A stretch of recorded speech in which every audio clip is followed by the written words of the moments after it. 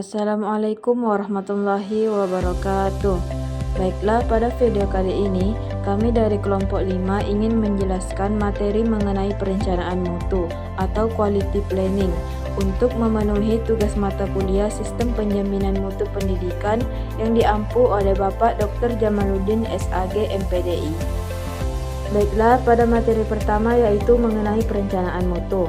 Perencanaan mutu merupakan proses strategis dalam menetapkan standar kualitas yang relevan dengan kebutuhan pelanggan, serta menentukan langkah-langkah konkret dan sumber daya yang diperlukan untuk mencapai standar tersebut.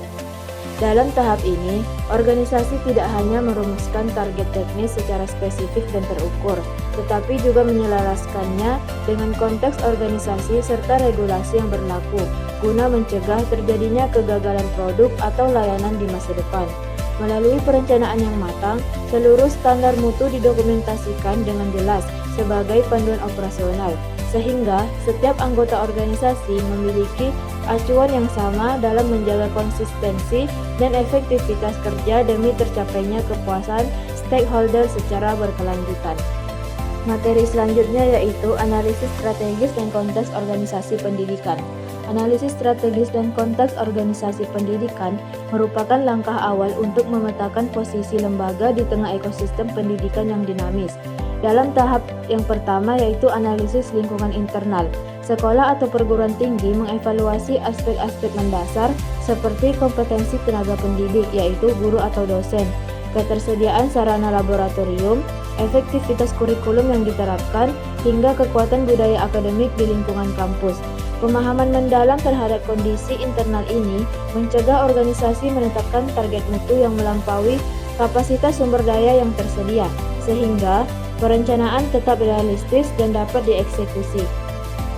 Tahap selanjutnya yaitu analisis lingkungan eksternal untuk mengidentifikasi faktor luar yang memengaruhi kualitas lulusan. Hal ini mencakup pemantauan terhadap regulasi terbaru dari Kementerian Pendidikan, perubahan kebutuhan dunia kerja atau link and match, hingga perkembangan teknologi digital dalam pembelajaran. Melalui analisis ini, organisasi pendidikan dapat mengantisipasi tantangan global dan memastikan kurikulum yang disusun tetap relevan dengan tuntutan zaman. Tanpa kepekaan terhadap konteks eksternal, sebuah lembaga pendidikan berisiko melahirkan lulusan yang tidak siap bersaing di pasar kerja atau melanggar standar legalitas formal. Tahap selanjutnya yaitu identifikasi kebutuhan sumber stakeholder.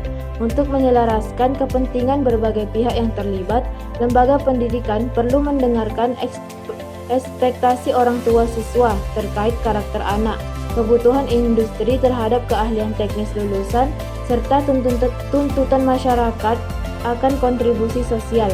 Gabungan dari data internal, peluang eksternal, dan harapan para pemangku kepentingan inilah yang nantinya dikristalisasi menjadi visi misi mutu serta sasaran strategis lembaga untuk periode tertentu. Materi selanjutnya yaitu penyusunan standar mutu pendidikan. Penyusunan standar mutu dalam dunia pendidikan adalah proses penerjemahan visi strategis ke dalam kriteria teknis yang menjadi acuan operasional sehari-hari. Tahap ini dimulai dari penetapan parameter mutu akademik dan non-akademik, di mana lembaga menentukan dimensi kualitas yang akan diunggulkan. Parameter ini mencakup standar kompetensi lulusan, standar isi kurikulum, standar proses pembelajaran, hingga standar penilaian.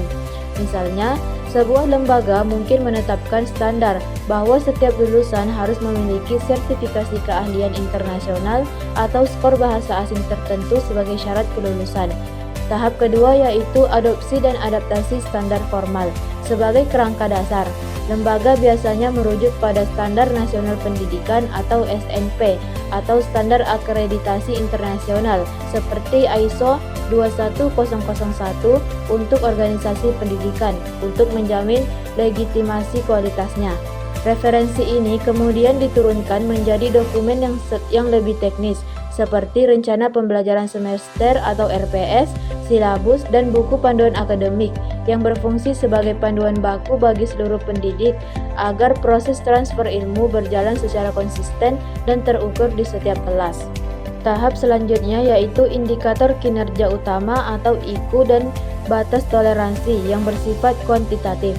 Indikator ini bisa berupa persentase kelulusan tepat waktu, rata-rata nilai ujian nasional atau internasional, hingga tingkat keterserapan lulusan di dunia kerja dalam waktu 6 bulan.